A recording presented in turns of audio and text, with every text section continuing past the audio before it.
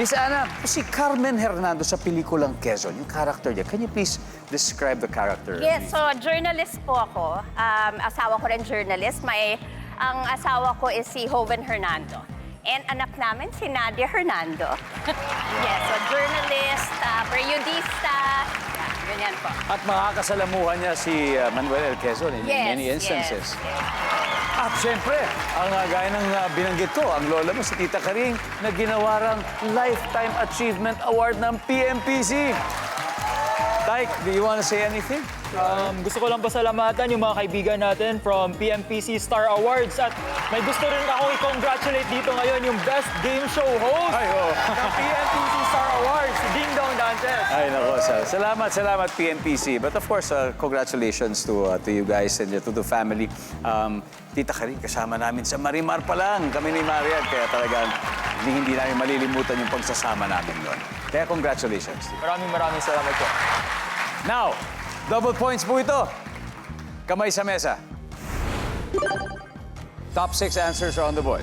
Magugulat ka, pero matutuwa ka rin kapag sa lugar nyo ay biglang bumaha ng ano.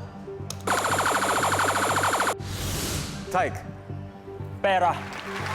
anong denomination? Piso-piso, gano'n. Coins, okay lang. 1,000. Big 1,000? Oo. Pera. Goy, Play na namin, Kuya Dong. siyempre play na. Okay, let's go. Miss Lovely, magugulat ka, pero matutuwa ka kapag sa lugar nyo ay biglang bumaha ng ano, kasi walang flood control. Pagkain! Pagkain! Nandiyan ba ang pagkain? Good answer. Martin, magugulat ka, pero matutuwa ka rin kapag sa lugar nyo biglang bumaha ng Bulaklak. bulaklak. Nandiyan ba ang bulaklak? Maxine? Alahas. Alahas. Momento, ha? Nandiyan ba ang alahas? Yes. Tyke, magugulat ka pero matutuwa ka kapag sa lugar niyo biglang bumaha ng Yellow. Snow. snow or yellow. Survey.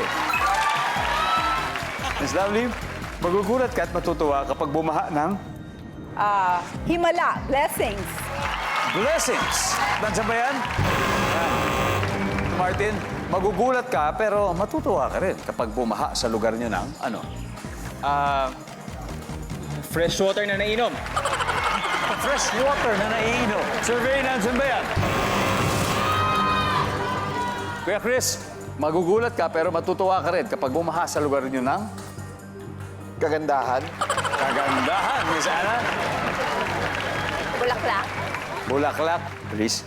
Mga kotse. Kotse. Daming kotse. Wow!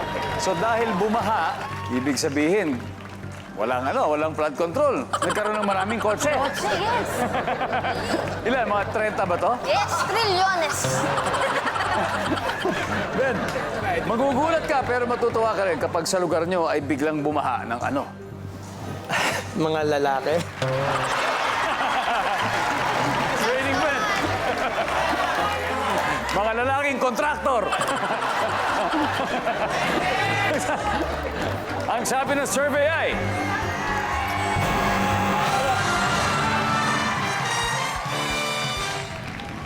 Alright, tingnan natin ha. Number 5. Ano ba yung number 5?